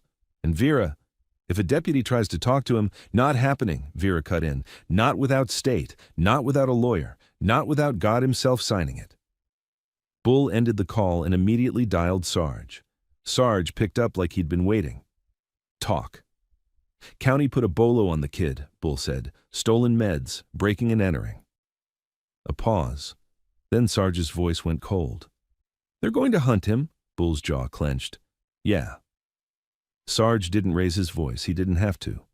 We don't bring a pack to a diner, he said. We bring eyes. Bull nodded even though Sarge couldn't see him.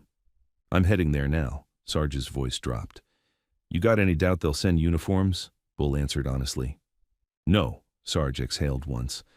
Then tonight ain't about muscle. It's about proof. Cameras, plates, names, faces. Bull's phone buzzed again.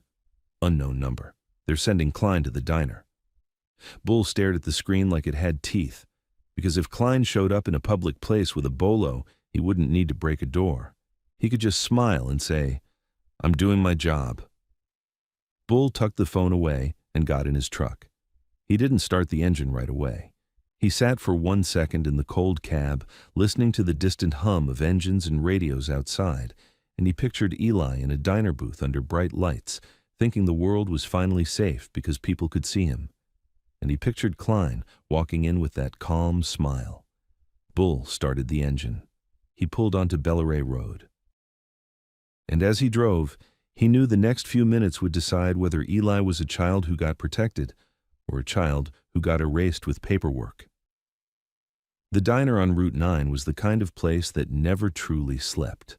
Coffee always burnt, pie always rotating behind glass, neon open sign buzzing like a trapped insect. Bull pulled in and didn't park in front. He went wide, swung behind the building, and stopped where he could see the main entrance through a gap between the dumpster and a row of parked semis. No colors, no noise, just line of sight. Inside, through the window, Vera sat with Eli in a booth near the back wall, under a bright ceiling light. Nurse Pineda was beside them, shoulders squared, hands folded like she was daring the world to try her. Eli looked smaller in that booth than he had in the clinic, splint bright white against his hoodie. His eyes kept jumping to the door every time it opened. Bull watched the reflections in the glass, not just the door, the parking lot, the highway shoulder. Who slowed down, who circled. Cal's sedan slid into the lot a minute later and parked 2 rows away, angled to catch plates.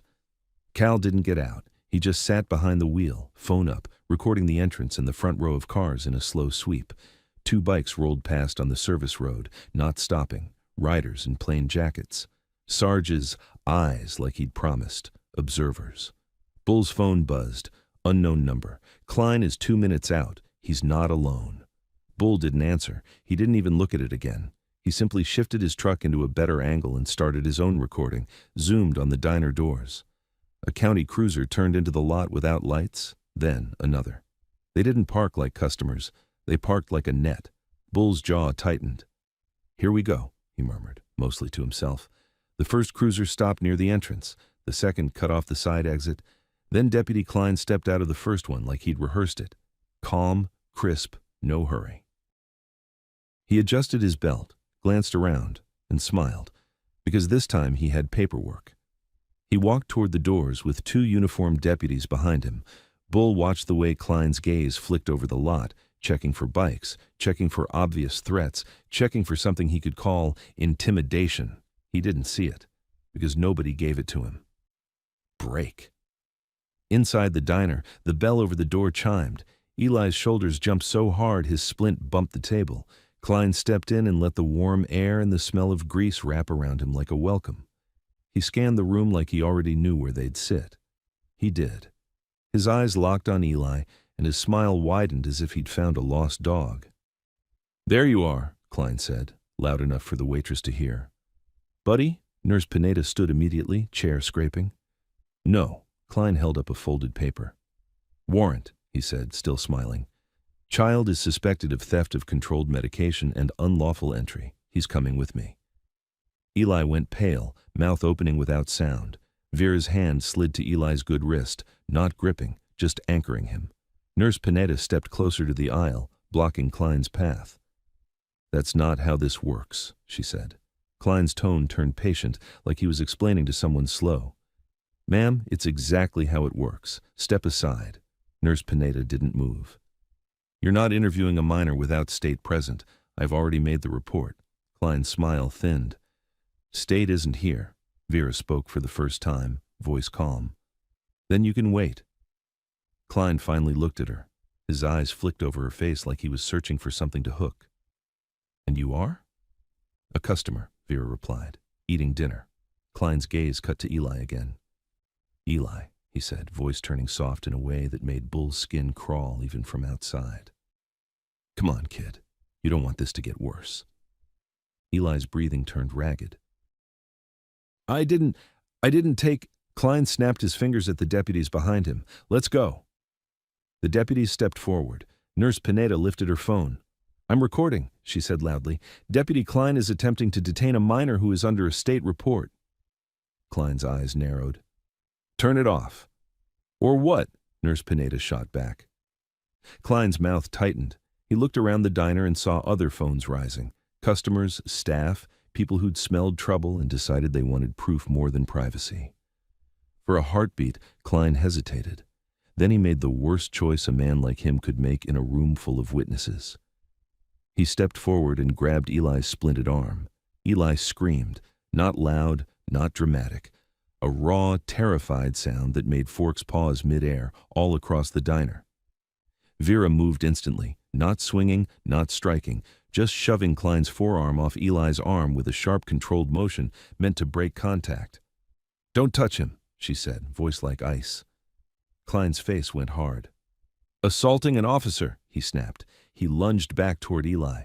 Nurse Pineda shoved herself between them and caught a shoulder to the chest. She stumbled, almost falling. Customers shouted. A chair scraped. The waitress yelled, "Hey, stop!" Bull's hand clenched on his phone outside the window. His whole body wanted to move, but he held. Because if he burst through the door, Klein would get what he wanted. Bikers on camera attacking police. Cal's sedan door opened in the lot.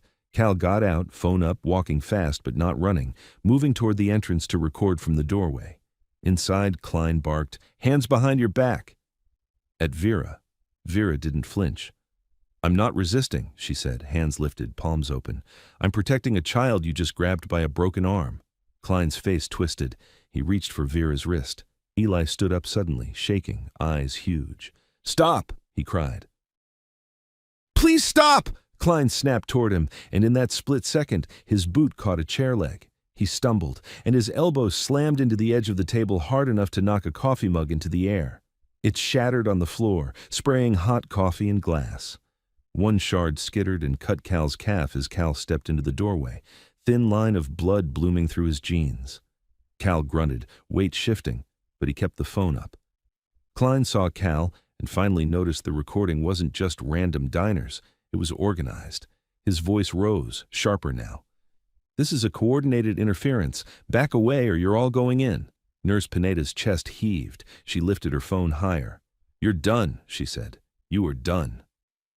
Break. The bell over the door chimed again. This time, it wasn't County. Investigator Holt walked in with Greer behind her, both of them moving with purpose, not hesitation. Holt didn't scan the room like Klein did. She went straight to the point like she already knew every lie in it. Deputy Klein, Holt said, voice cutting through the diner noise. Step away from the child, now. Klein froze like he'd been hit. This is county jurisdiction. Holt held up her badge close enough for cameras. State, she said, and you are interfering with an active state investigation. Klein's face tightened. He's wanted. Holt's eyes went to the paper in Klein's hand. Let me see it. Klein hesitated. Greer stepped forward. Hand it over, he said, flat. Klein's jaw worked. Then he shoved the paper toward Holt like a challenge. Holt read it once, quick. Her mouth went still. This is an administrative pickup request, she said, holding it up for the phones around them. Not a warrant, not signed by a judge, and it's based on allegations that were filed after my report. Klein's eyes flashed. He stole medication, Holt cut him off, from a home you just attempted to have cleaned out before state arrived. I have 2 men in custody for attempted forced entry, and I have video evidence of intimidation. Klein's voice rose, desperate to regain the room. This biker trash, Holt's stare went cold. Watch your mouth. Then she turned slightly, addressing the room like she wanted the footage clean. This child is under state protection pending investigation, Holt said. Any attempt to detain him without state authorization will be treated as obstruction and endangerment. Klein's face tightened to something ugly. You can't just... Greer moved, quick and controlled, stepping between Klein and the booth. Step back, he ordered. Klein didn't. He leaned in like he was going to push past, and Holt said, almost quietly, Greer, detain him. The word detain dropped like a hammer. Klein's eyes went wide. You can't... I'm law. Greer grabbed Klein's wrist and turned him, firm, professional. No punches, no theatrics, just control. Klein struggled out of pure disbelief more than strength, and that struggle turned into the exact footage Holt needed, a county deputy refusing a state order in a public diner with cameras everywhere. Greer cuffed him. The diner went silent in a weird, stunned way, like nobody had expected the world to actually enforce itself. Holt turned to Eli. Eli stood shaking, tears streaking his face, splinted arm pressed to his chest. He looked at the cuffs on Klein like he couldn't understand the reversal. Holt's voice softened. Eli, she said, you're not going anywhere with County tonight. You're coming with me and Nurse Pineda. Eli's lips trembled. They said I stole... I know what they said, Holt replied, and we're going to prove what's true. Vera let out a breath she'd been holding. Nurse Pineda's shoulders loosened just enough to show she'd been terrified too. Cal limped in farther, blood on his jeans, phone still up. Holt's eyes flicked down. You injured? She asked. Cal shrugged like it didn't matter. Glass? I'm fine. Holt looked at the blood, then at the cameras, then at Klein in cuffs. Her expression didn't change, but her voice dropped colder than before. Medical? She said to Greer. Document his injury. Then I want an immediate request for state police assistance. County is escalating into public endangerment. Bull watched through the diner window as Holt spoke, and he felt a grim satisfaction settle in his chest. Not because a deputy got cuffed, because Klein finally did something in front of enough eyes that he couldn't talk his way out of it later. Holt turned toward the door, already moving the situation forward. "Eli," she said, "we're leaving now." Eli nodded, still shaking, and as they guided him out of the booth, Bull kept recording from outside, catching every face, every badge, every plate, because tonight wasn't just about saving a kid. It was about making sure no one could ever erase what happened to him again. They didn't walk Eli out of the diner like a victory lap.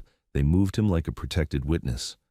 Holt put Greer at the door first, scanning the lot, then Nurse Pineda with Eli between them, then Vera, and only then did Holt step out, head up, badge visible, phone already on speaker with someone who sounded like they'd been woken up angry. Bull stayed outside, off to the side, still recording plates as county cruisers idled like they didn't know what to do now that the rules were being enforced by someone higher up. The air was sharp with exhaust and cold. The neon open sign buzzed over their heads. Klein sat in the back of a state SUV, cuffed, face turned toward the window, eyes burning holes into everything he couldn't control. He tried to hold on to dignity, but the cuffs did something to him, made him look smaller without shrinking him. Eli didn't look at Klein as they passed. He stared at the ground like he was afraid eye contact would restart the nightmare. Holt touched Eli's shoulder lightly.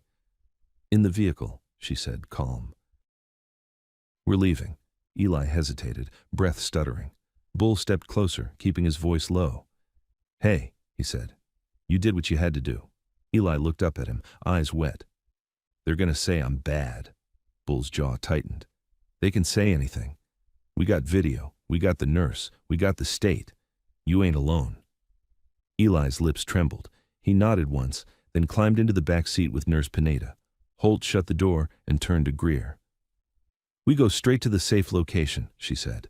"No stops, no county contact. If anyone tries to box us in, we treat it as an interference." Greer nodded and climbed in the driver's seat. Vera stepped back toward Bull. "We're not leaving him," she said, quiet but fierce, meaning Bull. Bull nodded. "I know." Holt looked at Bull and Sarge as observers in the lot. "You're done for the night," she said. "Go home." Bull didn't smile. "You know we won't." Holt's face stayed controlled. "If you follow, and county claims intimidation, we won't follow," Bull said. "We'll watch roads." Holt stared at him for a beat, then gave the smallest nod. Not permission. Acknowledgement. The state SUV pulled out first. A second state unit followed as escort, lights off, moving like a shadow convoy. Bull watched them disappear onto Route 9, and then, as if the night refused to let the tension die quietly, county moved. One cruiser peeled out of the diner lot and followed, at a distance, not obvious, but obvious enough if you knew how to look. Bull's phone buzzed. Unknown number, county tail, intercept without touching. Bull stared at the message, then looked at Cal. Cal had seen it too, reading Bull's face. "We can't run them off," Cal murmured. Bull's eyes narrowed. "No." He took a breath, then spoke like he was calling plays. "We give them something better to chase." Break. Bull and Cal didn't get on the highway behind Holt. They did the opposite. Bull pulled out first, slow, turning left like he was heading the same way. Then, at the next intersection, he turned right and disappeared onto a service road that paralleled Route 9 from the other side of the tree line. Cal stayed behind, letting the county cruiser commit to following the state units. Then, Cal moved. He eased out, slid into the lane behind the county cruiser, and followed it, not close enough to spook it, but close enough to record its plate, its unit number, and the fact that it was shadowing a state transport. 2 minutes later, Sarge's eyes showed up like chess pieces sliding into place. A plain pickup merged into the road ahead of the county cruiser, forcing it to slow behind farm equipment. Another sedan appeared behind it, boxing it into a harmless pocket of traffic. Nobody touched anyone, nobody threatened. The county cruiser simply couldn't speed up anymore. Cal kept recording the whole time, catching the cruiser's brake lights, the slow crawl, the steady distance between the county unit and the state vehicles pulling away into the night. Bull, on the parallel road, watched through gaps in the trees and kept his own camera rolling. Proof from 2 angles. Holt's vehicles vanished over a rise and were gone. The county cruiser, frustrated, accelerated when it finally got space, but by then it was too late. It had lost the state convoy. Bull exhaled slowly, but he didn't relax, because county didn't need to catch Eli tonight to win. They could win with paperwork tomorrow. They could win by poisoning witnesses, by disappearing records, by making Denise's case non-compliant, by turning Eli into a problem child in the system. Bull's phone buzzed again. Unknown number. The clinic server room. They'll wipe tonight. Bull felt his stomach drop. Clinic records, intake forms, the fake signature, the doctor's notes, the missing med pattern, anything tying the clinic to the scheme. If that got wiped, the case didn't die, but it bled. Bull called Sarge. Sarge answered immediately. Yeah, Bull spoke fast. They're going to wipe clinic records tonight. Sarge didn't ask who they were. He didn't need to. Holt know? Not yet. Tell her, Sarge said. Then we park witnesses at the doors. Bull nodded. No engagement. Sarge's voice turned iron. No engagement, but lots of cameras. Bull ended the call and dialed Holt. She picked up on the first ring. Voice clipped. What? Bull didn't soften it. Clinic server room. They're going to wipe records tonight. Intake forms, notes, any evidence. I'm getting warnings that have been accurate all night. A pause. Then Holt's voice went cold. Stay out of it. Bull clenched his jaw. If we stay out, they'll erase it. Holt's answer was hard. I said stay out. I'll send a unit. Bull's voice dropped. With respect, your unit will show up after it's done. Holt didn't respond for a second, and in that silence, Bull could feel her weighing the same thing he was, how much time they had versus how much control she could keep. Finally she said, No contact, no entry. You hear me? Bull didn't lie. I hear you. He hung up and looked at Cal. Back to the clinic, he said. Cal's eyes narrowed. To record. To record, Bull confirmed. They turned their vehicles around and headed back through the dark county roads, not as a convoy, two separate cars, spaced out, normal. The clinic's fluorescent lights glowed in the distance like a false promise. And as Bull crested the hill, he saw a figure by the side entrance, a man in scrubs, cigarette glowing in his fingers, talking to someone in the shadows. A black SUV sat in the back lot, engine running. Bull's hands tightened on the wheel. Because if the wipe was happening tonight, it wasn't going to be quiet. It was going to be fast. Bull didn't pull into the front lot. He killed his headlights early and rolled into the back like he belonged there, stopping behind a line of dumpsters where the clinic cameras wouldn't catch his plate from the road. Cal parked farther out, angled to film the side entrance and the SUV in the back lot. The black SUV sat with its engine running, exhaust ghosting into the cold air. No front plate, windows tinted, same posture as a predator, pointed toward the exit. A man in scrubs leaned near the side door, cigarette ember pulsing. He wasn't alone. A second figure stood just beyond the cone of light, mostly shadow, hands in pockets, head turning slowly like he was counting. Bull raised his phone and started recording again. Zoomed enough to catch faces if they stepped closer to the light. Not great quality, but better than nothing. He walked, not toward them, toward the edge of the back lot where he could see the side entrance and the service hallway window at the same time. Through that window, the clinic looked empty. Lights on, but nobody at the desk. Chairs lined up like nothing had happened earlier, like a stage reset for the next lie. Then, the side door opened. The man in scrubs flicked his cigarette away and stepped inside. The shadow followed. The door closed. Bull's phone kept rolling. Cal's voice came through a low call, barely audible. They're going in. Bull didn't answer out loud. He sent a quick text back. Keep filming. Don't move. Bull crossed behind the dumpsters to get a better angle on the service hallway window. Inside, movement. A flashlight beam swept across walls. The shadowed figure, now clearer, wasn't wearing scrubs. Dark jacket, gloves. He moved like someone who had no business in a clinic after hours. The man in scrubs led him down the hall like he'd done it before. Bull kept recording, narrating quietly again to lock context into the audio. Two males entered side door, one in scrubs, one in dark jacket. Moving down service hallway toward interior, they turned a corner and vanished. Bull's phone buzzed. Unknown number. They're heading to it. Server closet behind records. 2 minutes. Bull stared at the text, then looked up at the building. The clinic wasn't big. There weren't many places to hide a server closet. Records, billing, pharmacy logs, intake notes, the stuff that proved patterns. Bull's jaw tightened. Holt had ordered him, no entry, no contact. And if Bull crossed that line, County would call him a biker breaking into a clinic. So he didn't cross the line. He made the line useless.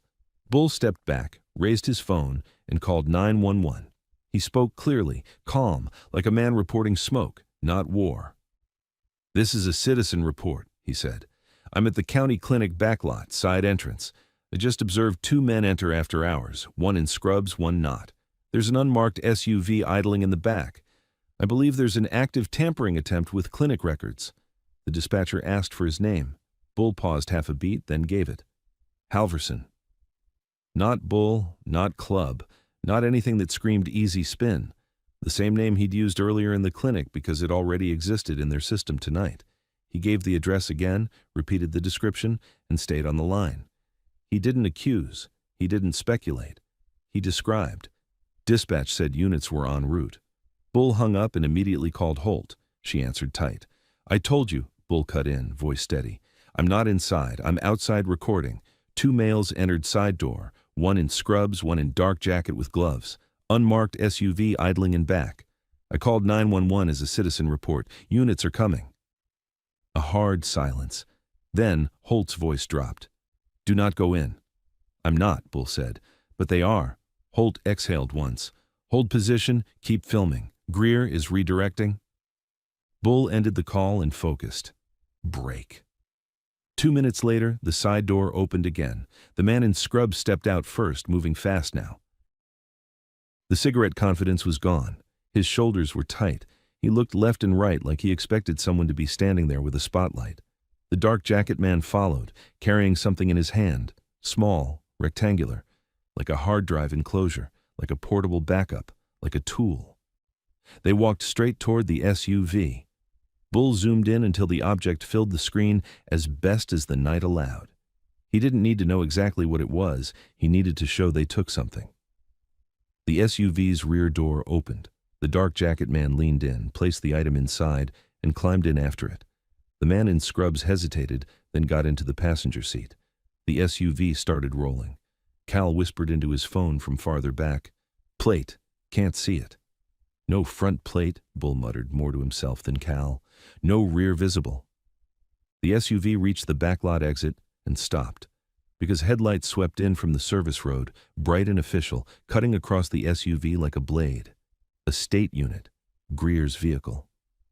The SUV froze for half a second, like an animal deciding whether to bolt. Then it tried to bolt. It lurched forward, and another set of headlights snapped on from the opposite side as county units finally arrived, blocking the main road unintentionally, creating a choke point. The SUV was trapped between arriving forces it hadn't expected to see together. Bull kept recording. Greer stepped out of the state vehicle, stance wide, hand near his weapon but not drawing it. He shouted, "Vehicle off! Hands visible!" The SUV didn't comply. Its engine revved. Bull felt his chest tighten. Then Holt's voice cut through from behind Bull's shoulder. She'd arrived fast, quieter than Bull would have believed. "Greer," she said sharply, "don't escalate. Box them." Greer snapped a hand signal. The county unit, confused but present, held position. The state unit angled in tighter, leaving the SUV one thin lane. The SUV driver made a decision, not a ramming decision, a surrender decision. The engine dropped. The door opened. The man in scrubs stepped out first, hands up, face pale under the lights. He looked like a man who'd convinced himself he wasn't a criminal until the moment he got caught. The dark jacket man stepped out slower, hands up too, but his eyes stayed cold. Professional. Holt moved in, badge up, voice like steel. "You are being detained as part of an active state investigation." The dark jacket man tried a line. "We're contracted." Holt didn't let him finish. "You can explain it on record." Greer opened the SUV door and pulled the item out of the back seat. A black hard case. He set it on the hood under the lights. Holt looked at it and her jaw clenched. "Evidence preservation," she said to Greer. "Seal it, log it, now." The man in scrubs swallowed hard. I was told." Holt's gaze snapped to him. "Told by who?" He hesitated. Holt didn't raise her voice. She didn't need to. "Say the name," she said.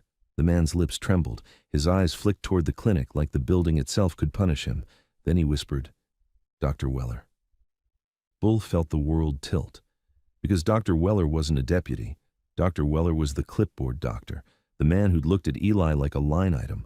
Holt's face went still. Full name. Weller, the man repeated, panicking now. He said state was coming and we needed to protect the clinic. Holt nodded once, like that confirmed a suspicion she'd been carrying all night. She turned to Greer. Get a warrant team on the building, she said. Now. Nobody goes in or out without my say. Greer moved. Holt looked at Bull for the first time since arriving. Her expression was controlled, but her eyes said what her mouth didn't. You were right. Bull didn't celebrate. He just kept filming. Because the ending wasn't victory. It was leverage. Break. By the time the warrant team arrived, the clinic's front lot was lit up like a movie set. State units, county units, EMS lights catching the windows, shadows moving behind blinds. Sarge's observers stayed off-site, out of frame, just eyes in the dark so nobody could claim intimidation. Holt made calls, fast, sharp, efficient. Then she walked to Bull, phone in hand, and spoke quietly. You're going to send me every video you captured tonight, she said. Clinic, trailer, diner, all of it. Bull nodded.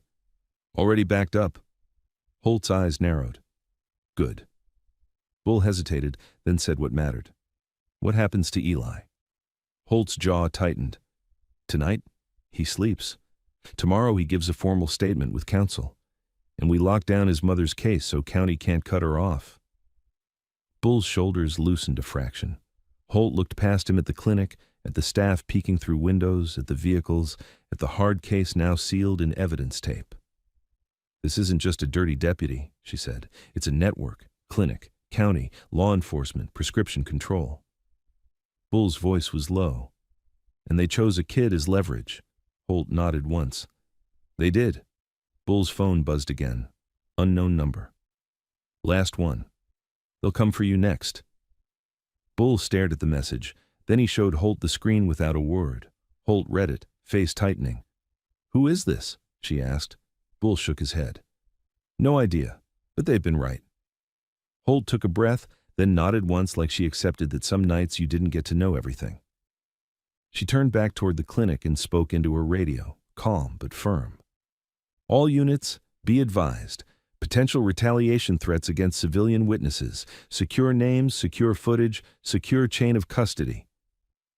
Bull looked up at the clinic lights and felt the weight of the night settle in his bones. Eli was safe for the moment. Denise was in an ambulance with a medic holding her hand and a sealed evidence bag of what meds were left. Klein was cuffed. Two men who tried to pry their way into a sick woman's home were in custody. And a hard case that smelled like a cover-up sat on a state hood under bright lights, finally tagged as evidence. Bull knew the real ending wasn't a speech. It was the next morning, when the county woke up and realized the kid they tried to erase had hundreds of engines behind him, and a state investigator with enough proof to make the whole system shake.